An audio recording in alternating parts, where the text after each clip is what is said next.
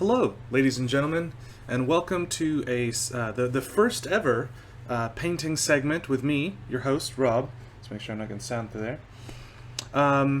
Since we're transitioning to doing a lot more work on our D&D program, I realized that a lot of my resources are I have a lot of unpainted models, as we'll see when we switch to the second camera angle, and I need to get them painted. So I thought to myself, what better thing to do than let you guys paint with me? At this point where I Bob Ross, would start putting up the paints that I'm going to be using on the screen as I sort of explain to you what we're going to be going through today. However, I'm not nearly as prepared as that delightful man was, so we're just going to dive into it, and hopefully there's no real problems. Also, as I get this sort of set up, you're going to notice that this camera will not have me in it. This is my first try of it, much as is sort of the case for Zulu streaming situations. We sort of like to figure things out on the fly. I will try to be keeping an eye on a screen to see if you guys have any comments or questions, but I'll also be sort of talking through what I'll be doing as I'm doing it, as this will be something that you'll be able to watch later if you want maybe, say, some practice or tutorials. I am in no way a professional painter. I've been hobby painting for... oh goodness, 11 or so years now, and I've got a lot of fun stuff. I have fun with it, so I figure I can try to impart some of that wisdom to you, my listeners, and yeah, let's go ahead and dive right into it. So let's see if I can get that good transition. The answer is no. It's going to be a little slow and sloppy, but that's okay. Bam! Ooh, look at that. Very wide-angle view with a manual focus. Pretty new lights. Ooh, look at all that light. Feels good. So, if you'll notice, I have a large sort of range of shame right here.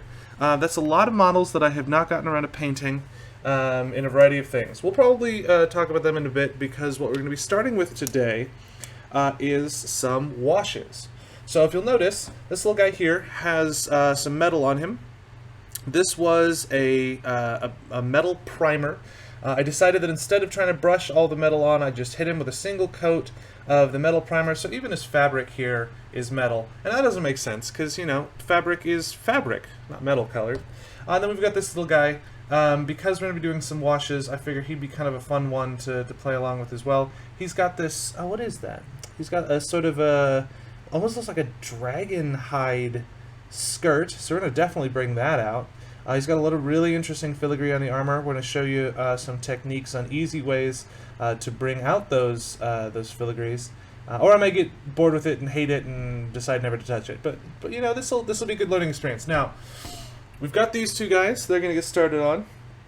Also, I hope that focus is in the right spot. I'm looking at what you guys are seeing, and it's kind of looking okay. It's hard to tell. Anyway, so...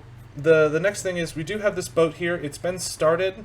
This is one of the contrast paints. I just had the white primer out of the box, and then I'm hitting with the contrast. We're going to do some techniques to really bring out the grain of the wood on this one. So I'm excited to see what that kind of happens with. If we have some time, we have these guys. And then, yeah, like I said, whole bunch of shame just right back here, just staring at me every time I paint, asking me, Rob, why haven't you painted us yet? What's... oh, goodness. Let's try to not hit the camera. That'll be good. So I've sort of snaked myself under my tripod to do this. Hopefully, I have a different tripod that I'm going to probably grab that'll give me a nice sort of top-down look at these guys. But for now, this is what we got. So we're going to make it work. First things first, I feel like I should address the elephant in the room. Yes, I do use Citadel paints. I do have some Army painters. I do have some Turbo Dorks. But I actually worked for a bit for Games Workshop, so that was the paints that I was introduced to. I wasn't like working for the man completely. I worked in the Battle Bunker in Factoria before it got turned into a one-man show. I actually moved to Washington, started working there, and then after I think a month, they were like, "Oh hey, by the way, get out of here. We're doing this a one-man show." Anyway, you're not here for my anecdotes about where I've been working. Let's do some painting. We're going to start out with, and I knew that I was going to start here, everyone's favorite, well, not everyone's favorite, but my personal favorite, we've got Nuln Oil. So Nuln Oil is what's known as a wash. Washes Oh, sorry, it's a shade. They were called washes back in the day. I still have a hard time not calling them that. Ooh, that's actually pretty good focus. I'm looking at the playback on Facebook, and I'm like, oh, that's nice. Anyway, so a shade is going to be a thinner paint. They've got just a little. They slide around on the model a little easier. You can kind of see through the pigment. They're really meant to slide into the recesses to add that sort of look of shading. Now we've got a couple different colors. I've got some reds, some greens, that sort of thing. Null oil is the black wash. So it's not going to play around with the color at all, and it's really good for your sort of basic metals. It adds a lot of depth to it. It takes care of a lot of work. It gives it that nice kind of weathered, patinaed look, which is a lot of fun. And it's a great sort of starting spot for your metals. Now, you got to remember to always shake your paints before you get started. I do have my wet palette here next to me. I'm not good about using palettes with shades. I usually just go straight from the pot. Again, not a professional, so, you know, results may vary. But I'm perfectly fine just slopping it from the pot onto the model. Now, for your other paint pots, these guys here that have the droppers on them, those guys you will have to put onto a palette. If you notice, I'll get in the little. There we go. I do have my palette here. I have played around with a little bit of mixing shades. We're not doing that this time though. For this one, we're just going in. We're doing the basics. All right. For goodness sake, this will eventually. They're supposed to, so I don't know if you knew this. These little jobbers on the back are supposed to be so that you can put the lids up on them and they'll stay out of the way. Now, whether or not that'll actually happen, who's to say? Expect to see me fight with that for most of it. Let's see. We're doing big applications of paint, so we're going to start with this big brush. This is why I call them wash brushes. So this is the old Citadel wash brush. You can see that I've been using it for a bit because, you know, they don't call them wash brushes anymore. Also, the paint, ironically, has split off the paint brush. And you can see many other washes that I have put on many other models in the past. Because we're not doing high precision stuff for the wash, we're just sort of covering the whole model with it. I don't need a brush with a very sharp tip. As we go into other detail things, we'll get into nicer brushes. But for now, this is where we're starting. So, what you're going to do is, just going to start putting that wash just sort of all over this guy. Ooh, yeah. Trying to see what this looks like for you guys. Alright. So as you'll notice, and this chest piece is really the easiest place to see it, all that paint is going to drop into those the recesses. Now if you'll notice, I do have a little extra there, so you just take your brush and you can sort of work it around on the model. Now the reason I've got these two guys is because washes, or shades rather, have a pretty long working time, which means they're going to be dry for a bit longer, which means you can really sort of work it around there. And let's see, I can't really tell. Oh, that's not bad. Gotta try to figure out where is the best place to keep my hands so you guys can actually see what's going on. Oh, that's really nice. So what I love about a wash paint, a shade, I gotta stop calling them that. So there's all this detail on this model's. So actually, let's take this shield for instance. You can kind of see it's got that symbol there, but as soon as I start covering it with the wash, the shade, it'll start going into the recesses and will highlight those low areas, really darkening it up, which is, I think, very, very pleasant to see. Look at how that symbol just really pops out. I do need to work on my Bob Ross voice. Just put on the paint. Just a little bit of paint there. Now, the thing about these, though, is you do have to remember to get complete coverage, because it is definitely changing the color of your paints. That's why the pigmented washes can be very interesting. For instance, I have some reds and greens that I really like using on things, because just because your wash is going to be a red or a green doesn't mean that you need to put it necessarily on a red or green thing. So you could have you could have something that your base coat, which is your first layer of paint, that could be like like a purple. You could do a purple paint, and then your shade could be like a crimson shade. I think they should call it Carbarg. Yeah, it's a red wash, and so your red shade. Still, one day I will actually get that right. I don't know if it'll be in this video or many videos down the road, if there are more videos. But yeah, if you and look at those symbols. I kind of did that a bit fast, but let's go ahead and do it on the other side. So the other side of the blade, no runes. Now, boom, runes. Oh, look at that. And if you notice, I'm putting a little extra on, and then all I'm doing is I'm just sort of working the paint around so that it doesn't pool where I don't want it. It's showing off those runes, but not obscuring them by having too much in there. Anyway, back to what I was saying, because I did know that I wandered off subject. I am aware that I did. So you've got your purple base color, you've got your red, your crimson shade. Hey, I did it that time. Your crimson shade. Now that's going to look very different than if you use, say, a black shade, the Nuln Oil, or even a purple shade, which they do have. I believe it's called, sitting right here. Drunich Violet? Drunil? Whatever that one is. I will be told how I've done these wrong later. And actually, that is, I would very much appreciate if at any time you see me doing stuff wrong, saying the wrong thing, let me know. You know, keep me informed. I want to go ahead and switch this guy. Gotta make sure I can actually see if you guys are putting comments in.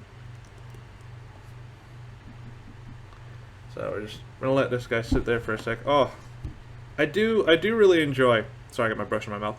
I do really enjoy the detail that is brought up when you begin shading these guys. It really just brings them to life. Now, the reason for this, I talked about it a little bit before, but I'll go into more detail. So we at Zulus do we host D&D games for people. It is a paid service, so I feel like you should be getting the highest quality for what you pay. You're not gonna it's not acceptable, I feel, for you to look at unpainted miniatures and shoddy work. We're professionals here. We like to give you good quality stuff. Now, more than that, because I before the end times, before the pandemic, I did do in-person D&D sessions, and I'll be honest, it started sort of as a hobby, and then it transitioned into an actual my full-time job. But as I was doing it, I have a lot of, and you can kind of see them in the background. I have a lot of these miniatures from, what are they called? It's the game, the Lord of the Rings, Games Workshop Lord of the Rings game.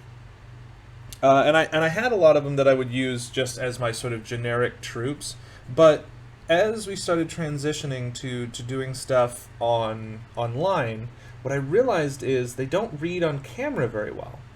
And I think actually the difference between these two guys is a great one, and I think I've mostly gotten him. I'll need to, so this is just sort of the beginning layer. I'll need to sort of touch up things as I go. But I want to make sure that I get as much coverage as I can now because, like I said, shades take a long time to dry. Also, I'm honestly not displeased with the positioning here so far. I wasn't sure if it would be sort of uncomfortable. I'm ultimately glad that I ended up putting the tripod under my left arm because this one doesn't really need to move much. It just holds the mini. So yeah, let's have a gander. Let's have a little look. See. Oh, I forgot to grab my paper towels before I started. Also, I'll have to give you guys a little bit of a tour of my painting setup at some point. Today's sort of I'm getting the thing figuring out how I want to do it. So I'm just diving in. I'm painting some models. I very much look forward to getting some feedback from you guys, because I would love to do this more. I'm very interested in giving you guys as much of my painting knowledge as I have, and then maybe more. Anyway, so sorry, overly dramatic. So this, I think, is a great example of what your base color and a quick shade can do, because, and especially on camera, because if you look at these two guys, like, here, let me, because I'm having a hard time seeing what I'm doing myself. Oh, yes, there we go. If you look at these two guys, the guy on the left here, like, you can see the different plates of armor, you can see the different details, you can see that on his hip he's got a little dagger there, but on this guy, he's got really detailed armor, and I think it'll be a lot easier to see once we get some stuff on him, but, like, there's just, you lose a lot of detail without that darkening. Under normal circumstances, you wouldn't need to worry about darkening things like this because they would just have shadow on them. But because these are miniatures, light doesn't work the same way at this scale as it does in sort of normal scale. Also, what you're seeing me do here is I've noticed there's some places where it's pooling up a little bit. I'm just pushing that around. Also, I didn't focus on the fabric here because I'm going to go over that with a different color later. So having a good wash on there isn't really necessary. Good shade on there isn't necessary. Also, this sword has so many interesting details on it. But yeah, so essentially your shades are just going to bring out a lot of your details that normally shadows would do were this a full-size thing. However, it is not. So we got to kind of create that illusion of shadows with a surreptitious use of some thinned out paints. You can make your own washes if there are specific colors that you're looking for. There's a couple of different mediums that essentially are a wash without pigment, and then your paint, of course, is the pigment. So there are ways that you can create your own wash shade. I think which one is it? Because I have two of the. So I have the lamium medium and then the technical contrast medium. Ah, here we go. So your lamium medium, this guy here, you take, oh, you can't read that at all. Anyway, it says lamium medium on it. If you take that and you mix it with one of your other paints, you can make a shade for your guys. I think, let's see, here we go, wash medium, yes. Army Painter does also have a similar product. It is this guy here. It is your quick shade wash mixing medium, which I think mine unfortunately has sort of separated because I don't really use it as often. I have a lot of different paints to use. Oh man, a lot of these guys have started separating. As you can tell, the Christmas season has been madness on a stick, which is great. I'm very much appreciative of everything you've done, all the purchases you've made. But now that the dust is sort of settled, we're beginning to realize all the things that we've neglected, including these here beautiful models. So let's go ahead and give this guy a wash, and his or a shade. His back is such a beautiful example of this, where, you know, okay detail, so much detail. Just nice crisp lines. And so essentially what's happening is because the shade doesn't have the same sort of surface tension that you will get in a lot of the other paints. So let's go ahead and back it up even a step farther. So these are all acrylic paints. Acrylic paints are water-based, so you have to play around with that whole surface tension and all that good stuff. So shades specifically are working against that surface tension, so it can use this sort of capillary action. Sorry, I watched a couple of British painting shows, and so I sometimes will call them capillaries, despite the fact that they are in America pronounced capillaries.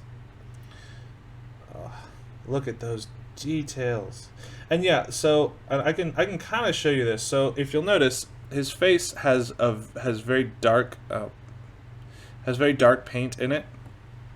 So if I don't want that there, I can sort of brush it away using the capillary action of the brush itself.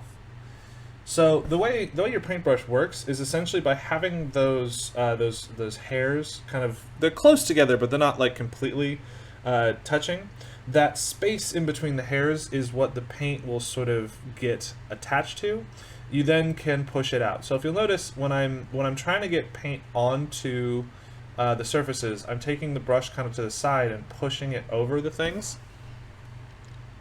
So as I'm pushing the paint that way, it's pushing it out. Whereas if I just put the sort of the tip on there, I'm soaking it up with that capillary action from the brush itself. Apparently I got a comment. Oh no, people are liking the video. Yay, like the video. Yeah, if enough people are interested in this and they find this to be useful and interesting, then I will continue doing it. If not, I will paint in silence by myself, which I'm perfectly fine with. So one of the things I like to do, especially when doing these sort of big things where I'm really globbing the paint on, is I like to sometimes take a moment to rinse the brush off, kind of reset the saturation of the brush, so I can come back and it won't be sort of grubby. Also, I am sorry that some of the angles aren't really conducive to me being able to see it and you being able to see it. That'll be one of the things that I try to work on going forward. Alright, so this guy's armor is getting got, which is nice. It's getting painted. Ooh. I really love, because at any distance, it's really hard to see. And this model in particular has some really interesting filigree on the armor, which I think is going to be a lot of fun. It'll read very well on the table once I start getting a little bit more of that painted on. Also, because it is so upraised the way it is, if we're feeling froggy, what I might end up doing is putting a little bit of maybe like a gold or a copper, maybe some other color on this to really play around with it. All right, this is a nice model. I'm glad that I'm taking the time to give this guy some loving. Although truthfully, look at that sword. That sword compared to this guy's sword, does not compare. This is a good start though. Let's get the top of his head, and that's the other thing to remember. So as you're working on your models, you got to think about what level of detail people are going to be seeing them.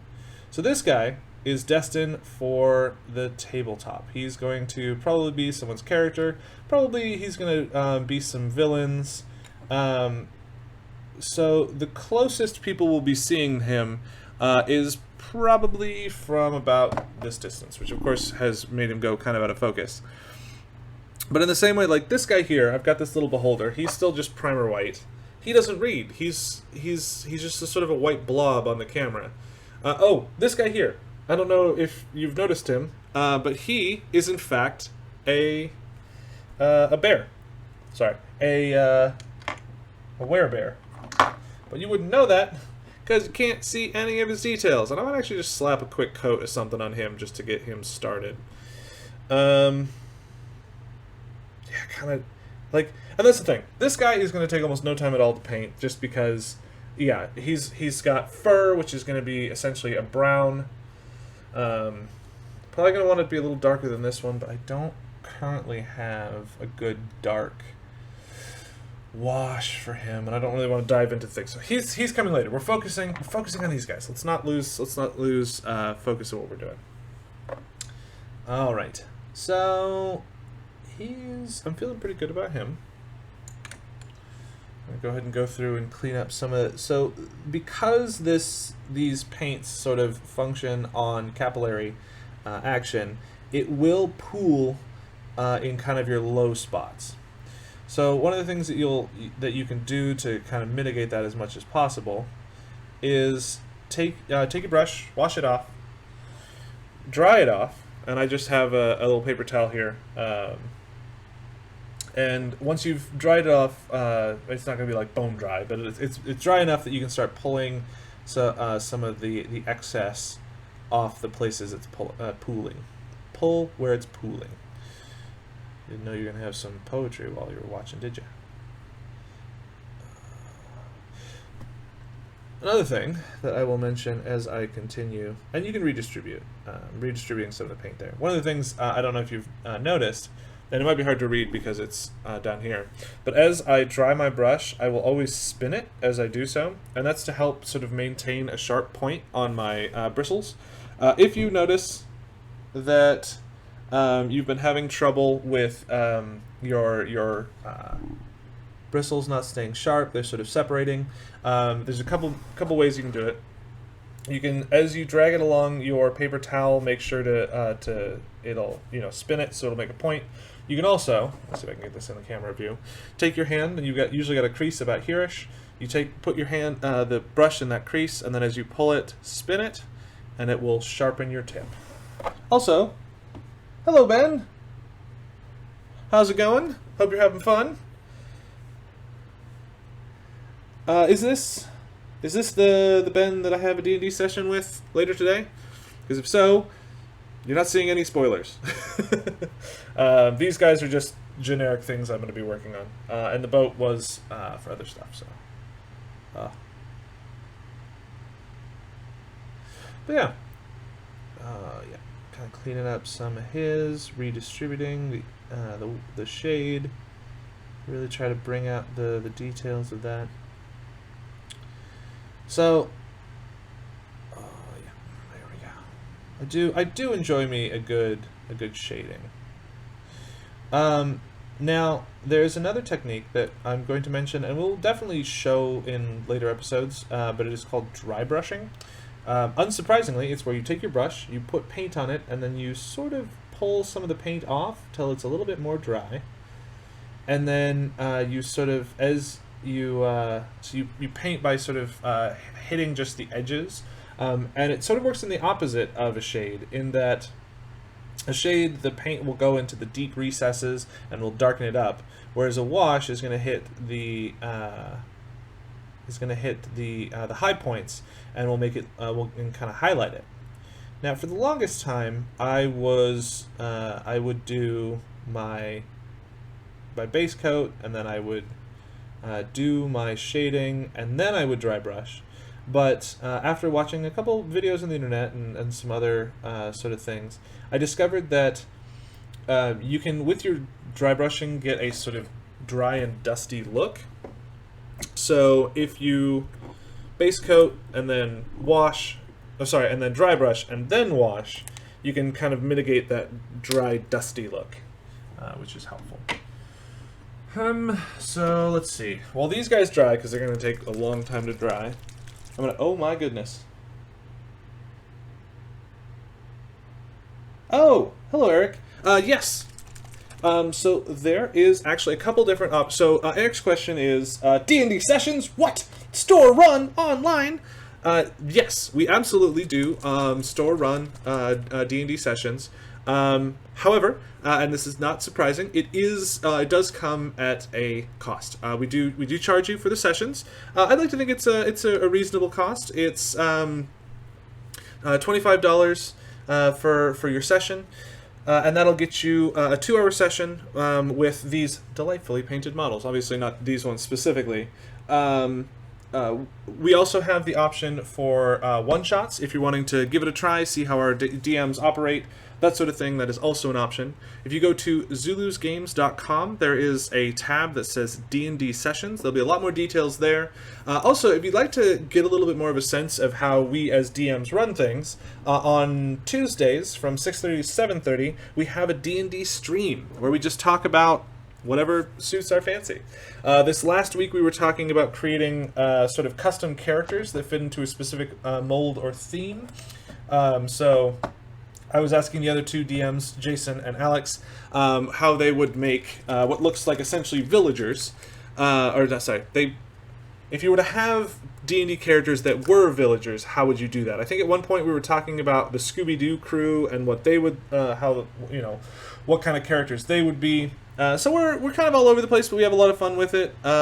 We try to do a mix of both DM focused content as well as player focused content, just because we know that not everyone is a player and not everyone is a DM.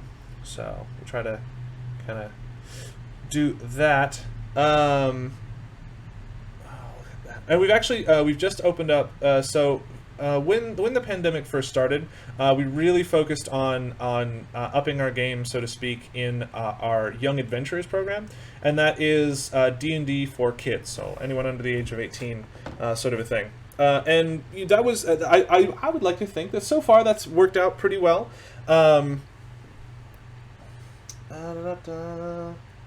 Yes.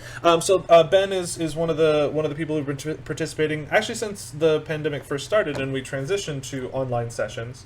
And the sessions are all done over Zoom. We had looked at originally doing some work with Roll20, but one of the things we realized relatively quickly was that Roll20, it has a learning curve for using, both as the dungeon master and the as the players. So what we tried to do for that one was sort of simplify that. And most of us, well, Jason, Alex, and I were all DMing in person, so we have loads of miniatures that we could use. So we ended up ultimately deciding that using webcams pointed at the miniatures, at the terrain was the better way of doing it. And actually, it afforded us the ability to create really interesting scenes. We could really curate the scenes and make them very interesting. And that's why I'm painting these models, is because having that content of a well-painted mini on the table with very good-looking surroundings can really immerse you in the scenario. So, and we actually have some pictures on the website. If you go to that D&D services tab, there is a slideshow there that'll show some of our setups. Some of it, as you would see from the perspective of a player, some of it kind of behind the scenes to see all the random stuff we have sort of hidden away that we use. And actually, that was one of the things in one of our streams we talked about, was the items that we keep within arm's reach that we use on a given session. Also, I'm not painting this at an angle conducive to the camera. There we go. It's a little better. It's not great. So what I'm doing now with this guy is I'm using a contrast paint. Contrast paints are a line of paints that Citadel has done. They function very similarly to shades, with the exception of they don't necessarily go into the sort of cracks and recesses in the same way that the shades do. They're designed to sort of be your base coat. Now, what's fun about these is you can put them on, because they are somewhat see-through, you can really see the details that you put on the model before you start putting the color on. And by that I mean, we'll go ahead and grab an example model because this guy needs to dry anyway. So these guys, and I don't always leave my brushes in the water like that, it's just, that's an old sort of dry brushing brush, or wash brush, so it doesn't really matter. Anyway, so this guy, let me get him, there we go. This guy has what's called a zenithal priming. That means that I primed him black all over, and then from the top I sprayed down white paint, and then I did a little bit of dry brushing kind of in some of the places you wouldn't normally see it. So while it looks like he's very shadowed, that is, well, I mean, it's partially shadow because my lighting isn't great, but it's mostly just the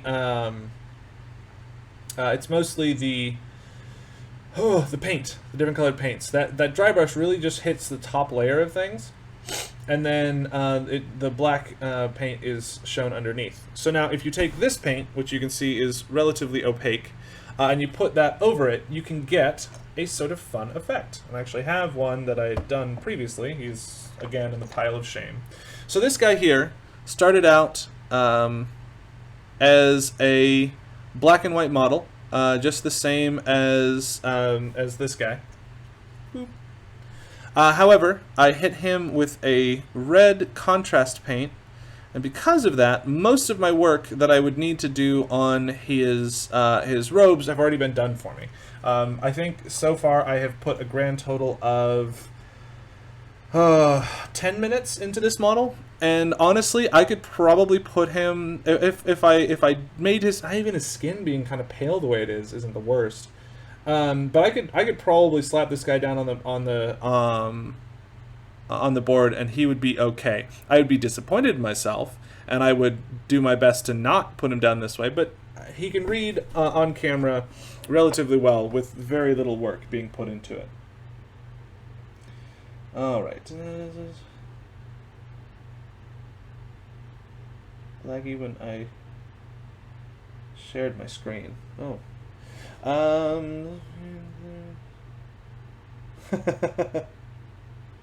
No, Cleary does not need to get on a boat. I realized that I, more often than not, found myself in situations, and this is going to be a strange sentence to say out loud, but I found myself wanting tentacles as miniatures. There was, like, I think I did a couple one-shots where I got to use our amazing map. What was it called? Dragon Spear Castle? Yes, Dragon Spear. So we have the miniature of Dragon Spear Castle, and I've gotten the chance to use it a couple times. And as the whole thing is sort of concluding, these tentacles will rise up and they'll attack the players, and the players generally at that point need to run away, or they'll have a bad day. So there is a box that we had. We may have another copy, but if we do, it's hidden away somewhere. In it, we had these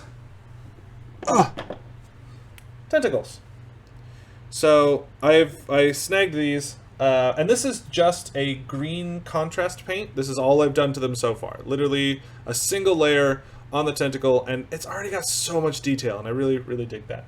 I'm going to be doing some more work on these, and be prepared to see these coming up a couple times. But yeah, really like these. Wanted to play around with them, and they happen to have a boat, and I figured the boat is quick and easy to paint, so I should definitely get that done. Oh yes, so I have in the past. So I've done the Dungeon of the Mad Mage a couple times, or with a couple groups, and what I end up doing with that one is because I on Roll20 bought the map pack. I'm trying to figure out which brush to use. Let's use this one again. Because I bought the map pack and Roll20 has their lightings on it, I ended up using that to sort of, because I don't know if you guys have looked at the Dungeon of the Mad Mage, but the maps on there are bonkers. They always fit on an 8.5 by 11 sheet of paper, which I like the feel of, but it's really hard to reproduce them. So I found it was much easier to just have my screen shared and do it that way.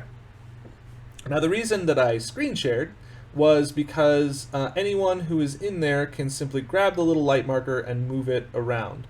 Now, I don't think that my players would necessarily have used that as a way to cheat, but it's also very easy for the game will get a little glitchy and a little weird sometimes. So it could be, I could definitely see a player trying to very innocently simply move their marker somewhere else, accidentally hopping into a new room, and then spoilers, all of the things have been revealed.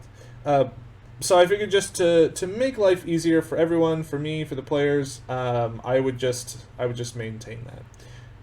It does mean, however, that I did basically have to have 2 instances of me in the game, which was a little interesting, but ultimately not bad. All right, so I just saw some sort of details on his legs that I wanted to make sure got. Especially because some of the places, especially on this sort of like inner thigh region, aren't probably going to get a lot of loving besides what I'm doing now, just because they're hard to see places, they're hard to reach places, and honestly, like in the places you can kind of see that's dried on his chest, it's not bad looking. I think just by itself, it's pretty okay. Which sometimes is when you have, you know, giant piles of minis that you need to get as many done as possible, sometimes okay is okay. So, did anyone have any specific painting questions that they wanted answered, things that they've wanted to do before but haven't known how, where to start, anything like that? Because I will try to answer your questions. My screen is off on my right. I'm gonna maybe try to rearrange a little bit, make sure it's better going forward, but I don't know. I'm liking the setup so far. I'm actually kind of impressed with like the detail this camera is able to get just from where it is pretty nice. So put my hand in my boat. Get out of here. But yeah, ooh, yeah. I just and it's now that it's starting to dry up, you can kind of see it's got it's a little bit more. It just looks like metal that's been used, which I really enjoy. I like that. Again, though, it takes forever to dry, so generally having multiple models is really nice. While these guys dry, we're gonna go ahead and talk a little bit about some of this sort of pile of shame we can see here, and I'm gonna see if I can get this guy in focus. No. Oh, look at that! Ah, it's very nicely in focus. Ooh, it is on our thing. So I do have a BattleTech miniature here, and I would love to do some BattleTech painting. We have a BattleTech channel that's pretty active right now in our in the Discord. So I'm gonna hopefully do some more stuff with that. This guy, this was an experiment to see how much I liked doing the magnets in the hips and body. This, when it was printed, because it was 3D printed, the guns were attached to the hip joints. I'm ultimately not a huge fan of this sculpt. I really like what Catalyst did with the new Timberwolf sculpt, so he was a sacrifice. But then we have 4 of these shieldmen that I'm going to hopefully turn into guards. You'll get to see the process of these guys turning into guards, because I have a lot of these sort of generic minis that look kind of like what do they look like? Let's see if I can refocus this. New camera is hard to use. So yeah, it looks about right. So I like having just sort of generic, because a lot of times you'll be in a town, you need soldiers. These guys' fabric is a little bit sort of messy because these are meant to be urukai, but I think I can make them look like soldiers with a little bit of uniformity in their, well, uniforms. Let's see. Make sure he goes back in his head. Also, these stands are not required. I like them because trying to hold onto a model by its base can cramp your hand almost immediately. So I like having a slightly bigger thing to hold on to. Plus, I'm less likely to put my hands actually on the model and start smudging the paint. I have definitely done that before, and I hate it. So these stands are nice, but I mean, a bit of glue tack and one of your old paint pots that you don't like. You just slap a little glue tack on top of there, put the model on top. Bob's your uncle. You've got a little handle. You can also do like little plastic cups. There's a lot of different options. Anyway. Moving down the line, we've got, again, more of these urukai miniatures. They're about half done, I would say. I got their metal done, I got the fabric base color started, but I need to really differentiate between the fabric and the furs. And I also have hair in there. I've definitely discovered that a well-modeled miniature will take a lot of the work out. So this guy, for instance, he's got his hair on top of this fur, and the line between them is very hard to tell. Whereas other miniatures, so like this guy is a pretty good example of it. The line between his skirt and his armor is very easy to see, so it'll be very easy for me to be able to differentiate between those two as I'm painting it. Same is true of most of his metal. Now he's sort of an exception because he's essentially only got the two surfaces. He's got the metal of his armor and he's got the thing here. So he's going to be really easy to do. And he's actually going to be a really good example of dry brushing. So look forward to seeing that. This guy, I think, kind of sits right there in the middle, where he's got some easy distinguish, like the fur under his pauldrons here is pretty easy to see. However, if you'll notice down here at the bottom, I wonder if I can get this in focus. His skirt is not a thin piece of fabric or metal. It is, in fact, a big, thick chunk of plastic that sort of goes back between his legs. You can kind of see it. Gotta make sure I'm not in my own light. Yep, there you go. So that is largely from how the model is designed and built. There's really not much can be done about it, and I don't think it'll look too bad. What I'm going to probably end up doing for this particular guy is there's that sort of edging on his skirt there. I'm going to make that a very sort of distinct color, and then the stuff that all goes back, I'm going to probably paint black to try and hide it in the shadows of his skirt. So when it's sitting on the table, you'll just see sort of darkness in between his legs, or their legs rather, instead of seeing just like a big block of whatever color I decide to make the fabric. We got some questions on Twitch, so I'm going to go ahead and read that real quick.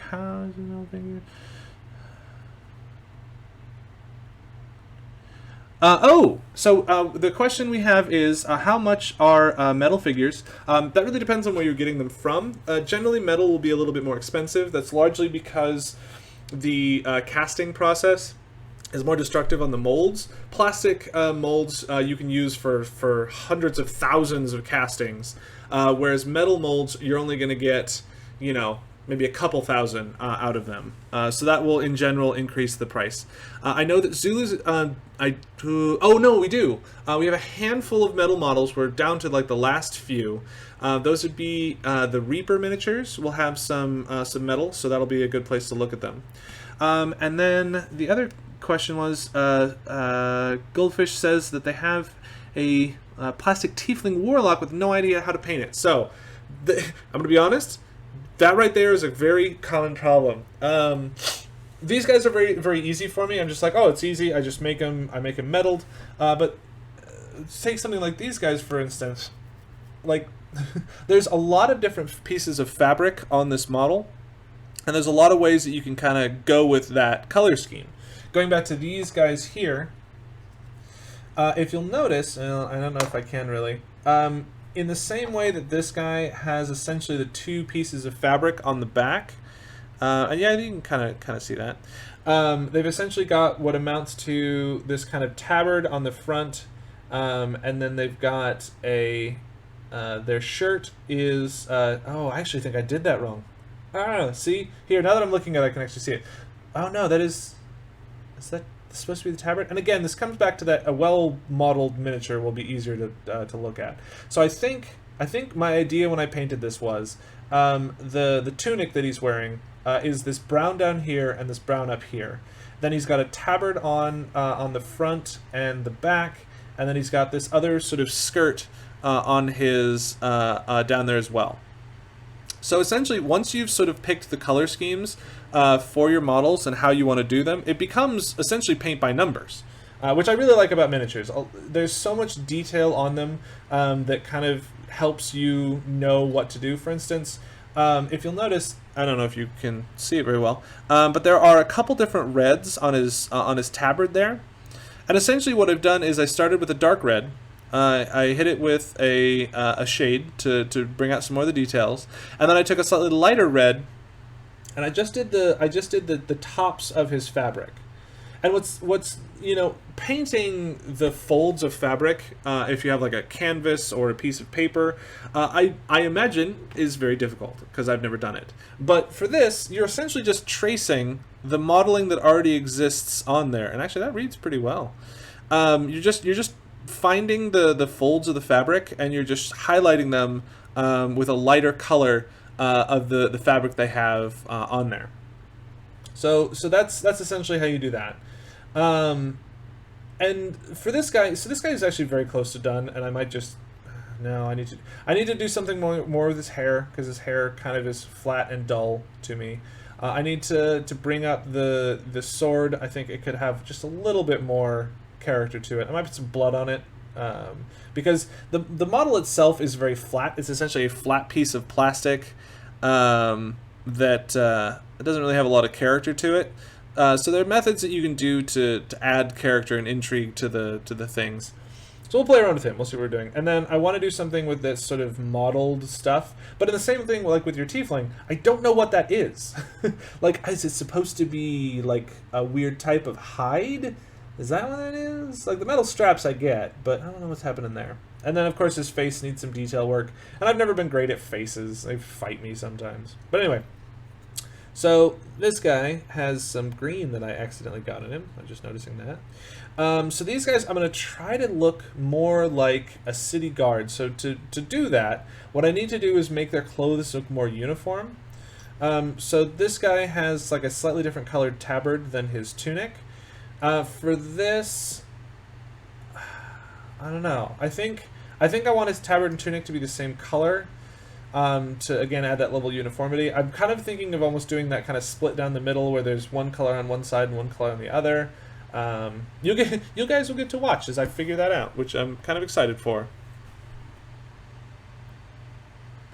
What red is best for that tiefling red sort of skin? Now that is an excellent question.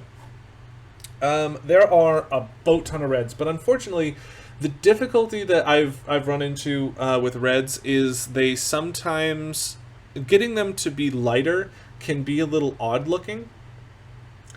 I would say, I'm trying to think of what reds I have right now. So one of my personal favorite reds is this Screamer Pink.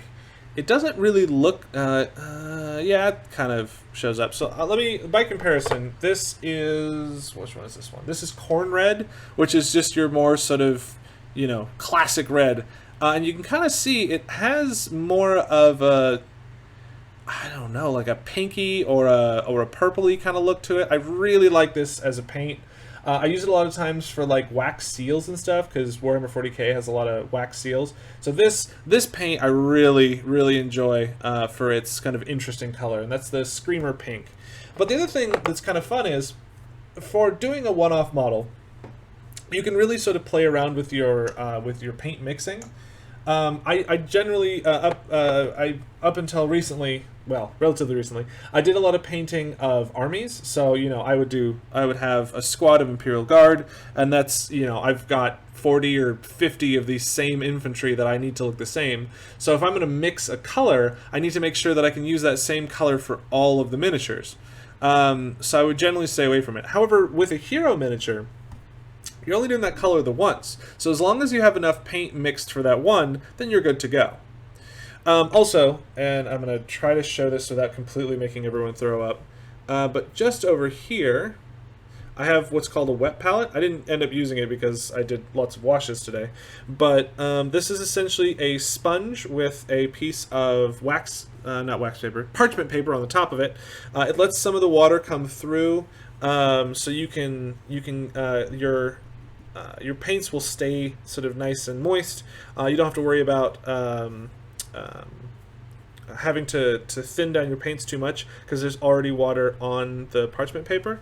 So I'm a really big fan of a wet palette. I would definitely recommend it for working on projects. And yes, I did use the word moist on purpose. I feel it is an apt description of what's happening. All right. Well, unfortunately, we are getting to the end of my time. I need to start preparing for other sessions. We've already been at this for 45 minutes, an hour? A good chunk of time. My plan for next week, and yes, this hopefully will be a weekly thing, provided it's something that people are interested in seeing more of. I want to try and get started at 2. At 1. We'll do from 1 to 2. We'll do some painting. We're going to probably keep working on these guys because you've already seen them from the beginning. But if there's other specific models you would like to see, I can definitely do that. I think I do have a tiefling miniature that we could dive into a little bit. So yeah, there's endless projects to be worked on.